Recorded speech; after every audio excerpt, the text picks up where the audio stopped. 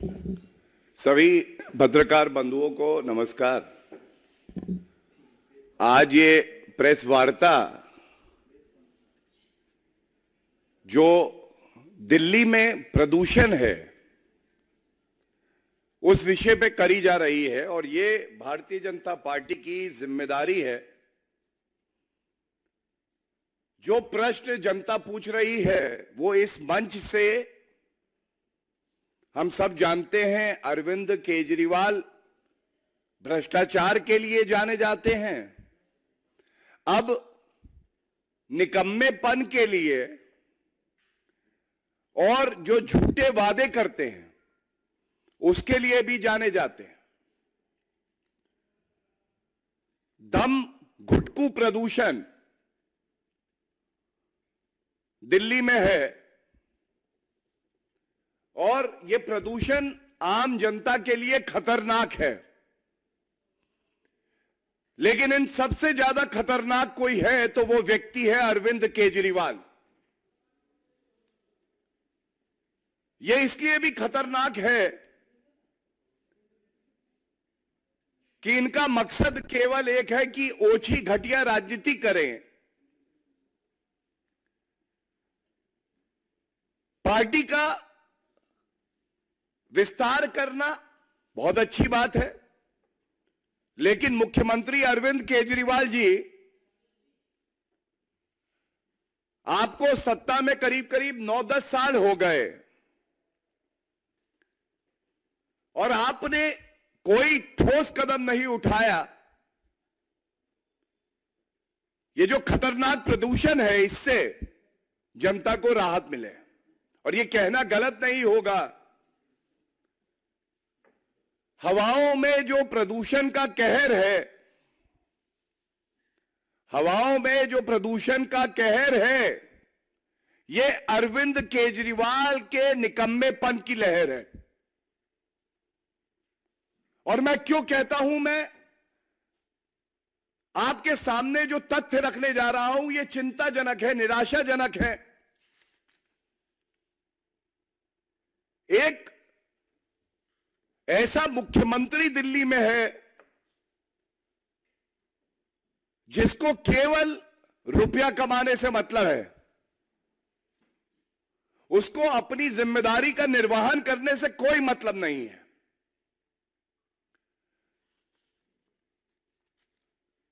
3 नवंबर 2022 अरविंद केजरीवाल, 3 नवंबर 2022, दोहरा रहा हूं, 1 साल पहले इसी तरह का प्रदूषण था। केंद्र पूरी सहायता कर रही थी पंजाब की सरकार को भी और दिल्ली की सरकार को भी। ये ठोस कदम उठाइए, प्रदूषण नियंत्रित होगा। लेकिन निकम्मे अरविंद केजरीवाल ने और पंजाब सरकार, भगवंत मान जी ने वो कदम नहीं उठाए। और मैं जो अब पढ़ने जा रहा हूं ये जनता का सवाल है। अरविंद केजरीवाल, 3 नवंबर 2022 को एक सवाल अरविंद केजरीवाल से पत्रकार ने पूछा और कहा, जनता के फेफड़े खराब हो जाएंगे इस प्रदूषण से, आप क्या कदम उठा रहे हैं? जो अरविंद केजरीवाल ने कहा उसका वीडियो नेट पे भी है, सोशल मीडिया में है, लेकिन शब्दशः मैं आपके सामने प्रस्तुत कर रहा हूं। अरविंद केजरीवाल कहते हैं, हम जिम्मेदार हैं जी, आज पंजाब में अगर पराली जलेगी तो हम जिम्मेदार हैं। हम अपनी जिम्मेदारी को समझते हैं, अपनी जिम्मेदारी को मानते हैं जी। केवल एक चीज मांग रहे हैं जनता से। अभी 6 महीने हुए हैं, पंजाब सरकार के लिए कह रहे हैं, बहुत बड़ी है, कई सालों से यह समस्या चल रही है। अब ये शब्द अरविंद केजरीवाल के हैं, इसको नोट करिएगा। क्यों निकम्मे, क्यों ढोंगी इनको जनता कहती है। 1 साल और दे दो, अगले साल इसको ठीक करके दिखा देंगे। तारीख 3 नवंबर 2022, पूरे 1 साल पहले। मैं पुनः दोहराता हूं, 1 साल और दे दो, अगले साल इसको ठीक करके दिखा देंगे। जी 1 साल पूरा हो गया जी। ये दुखद है। कल आप मीडिया से रूबरू हुए, दिवाली की शुभकामनाएं दी, लेकिन जो जनता सवाल पूछ रही है उसके बारे में आपने कुछ कहा नहीं, अरविंद केजरीवाल जी। और फिर प्रश्न आता है, अरविंद जी आप ही ने तो कहा है ना कि आप जादूगर हैं। तो अरविंद केजरीवाल जी बोलते हैं, अब इतने सालों की समस्या को अगर मैं 1 साल में ठीक कर दूं तो जादू ही तो है जी। यह अरविंद केजरीवाल का वक्तव्य है। इस मंच से चुनौती देता हूं, जनता का मुद्दा उठाया है, ईमानदारी से उठाया है, आपका वक्तव्य बताया है। कृपया करके ईडी के समन से तो आप भाग निकले, डर गए, थर-थर कांपे। कम से कम जो सवाल जनता पूछ रही है आपके वक्तव्य को लेकर, इसके बारे में तो कुछ कहिए। अब देखिए, एक और बात विचित्र है अरविंद केजरीवाल जी के बारे में। कागज पर हर समस्या का समाधान है इनके पास, लेकिन वो समाधान इनको कुछ समय बाद याद दिलाओ तो गजनी बन जाते हैं, वो भूल जाते हैं, एक नया शगुफा छोड़ देते हैं। मैं धन्यवाद देता हूं भारत की जागरूक मीडिया को। आज सुबह से ये स्टोरी चला रहे थे।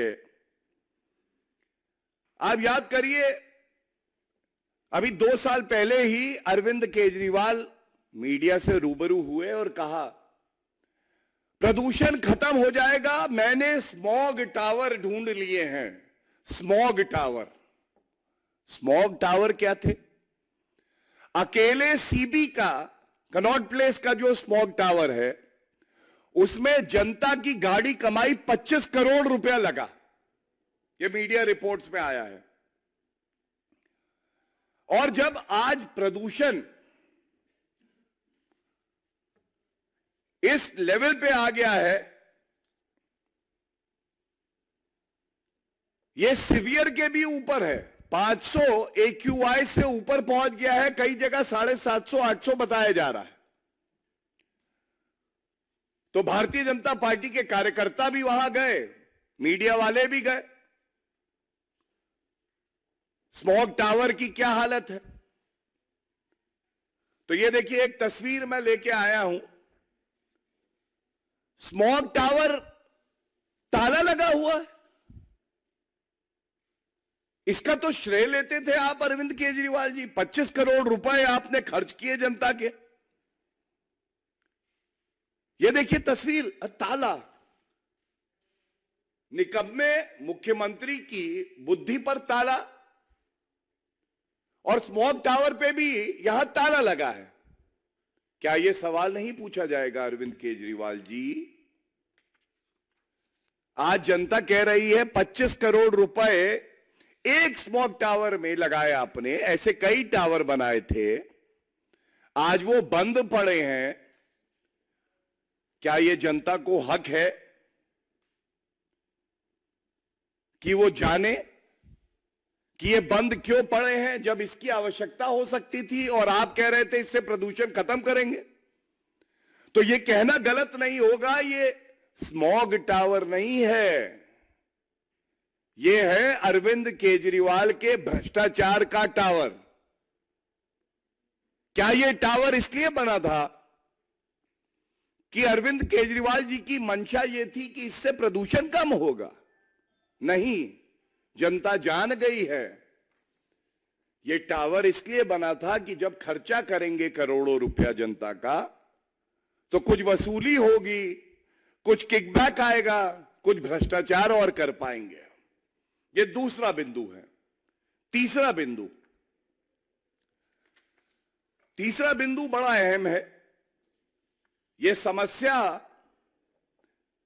गंभीर है क्योंकि आम नागरिकों की जिंदगी से जुड़ी है, उनके स्वास्थ्य से जुड़ी है, हमारे देश का भविष्य, हमारे बच्चे हैं उनके स्वास्थ्य से जुड़ी है, जो बुजुर्ग हैं उनके स्वास्थ्य से जुड़ी है। आप निकम्मे निठल्ले भ्रष्टाचारी हैं अरविंद केजरीवाल, लेकिन आपके मंत्री कितने गैर जिम्मेदाराना बयान देते हैं यह भी मैं उजागर कर दूं। दिल्ली सरकार के पर्यावरण मंत्री गोपाल राय, इनसे एक सवाल पूछा, इनसे कहा दिल्ली में प्रदूषण इतना बढ़ गया है, आप क्या कर रहे हैं? कुछ साल पहले तक कहते थे कि पंजाब में जो सरकार है और कांग्रेस की सरकार थी उसकी वजह से दिल्ली की हवा दूषित है। अब लेकिन परेशानी क्या है कि पंजाब में भी पापी आपकी सरकार है। तो अब गोपाल राय कहते हैं कि नहीं, ये केंद्र सरकार की वजह से है।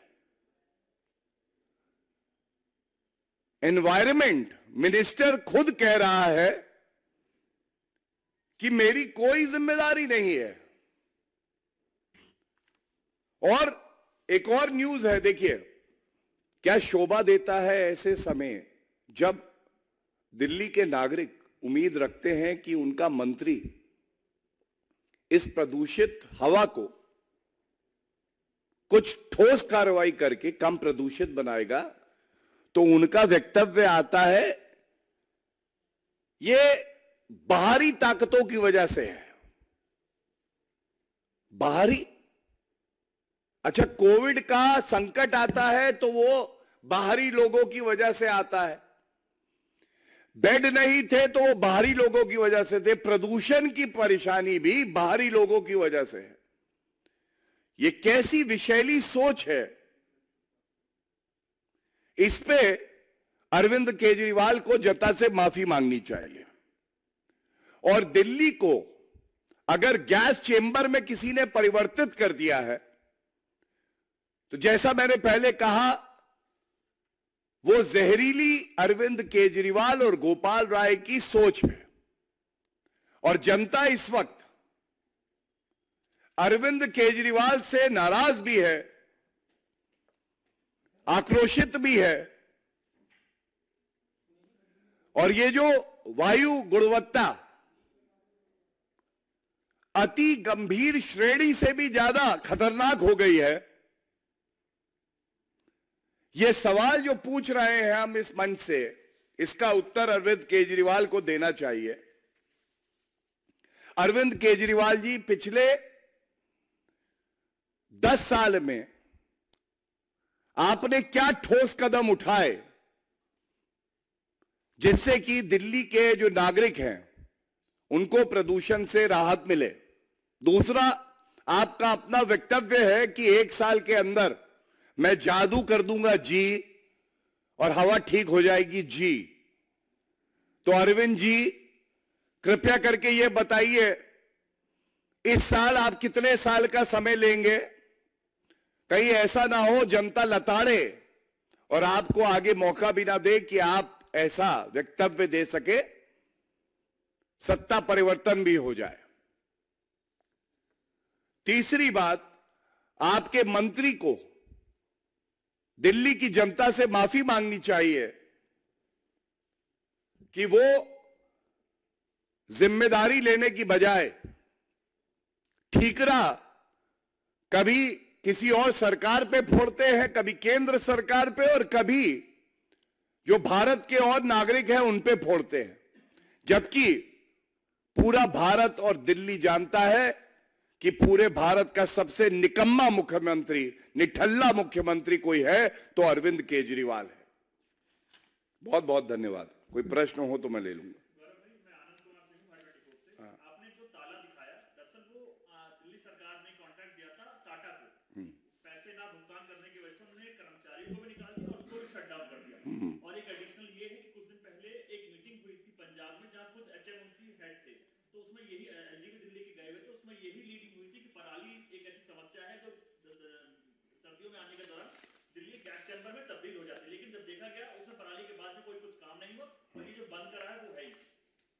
नहीं, मैं पहले तो आपकी बात को ही आगे बढ़ाते हुए ये कहूंगा, स्मॉग टावर का कॉन्सेप्ट, श्रेय लेना और प्रदूषण की समस्या खत्म हो जाएगी, ये अरविंद केजरीवाल का वक्तव्य है।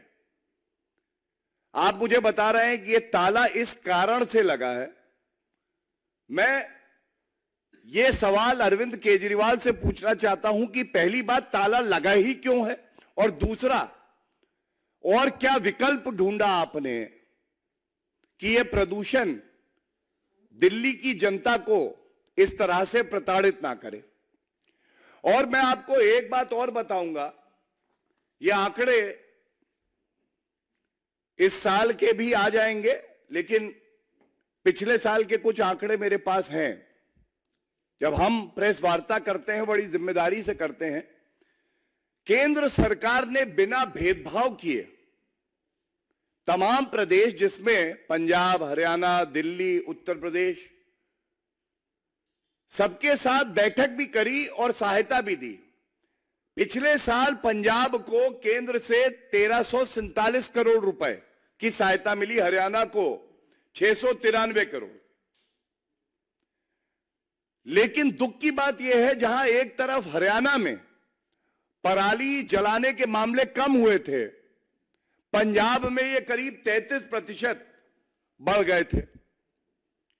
और इसके साथ ही आज जो सवाल पूछा जाएगा वो ये भी है, केंद्र सरकार ने ऐसी मशीन, बायो डिकम्पोजर्स भी उपलब्ध कराए थे पंजाब सरकार को, जिसका या तो इस्तेमाल नहीं हुआ और या वो मिले ही नहीं कहा गए। आज अरविंद केजरीवाल से क्या यह पूछा जा सकता है कि आपने क्या वो ढूंढ लिए हैं? ये जो सहायता केंद्र से आई है, इसका सदुपयोग पंजाब की सरकार में आपने सुनिश्चित किया या नहीं किया? और इसीलिए मैं आपको दो पहलू बता रहा हूं कि एक, अरविंद केजरीवाल की निकम्मी निठल्ली सरकार जो कि केवल ठीकरा फोड़ती है, दूसरी तरफ एक केंद्र की सरकार है जो बिना भेदभाव किए स्वास्थ्य, जनता की जान, इसकी कीमत जानती है और हर संभव मदद प्रदेश सरकारों की करती है। Anyone else?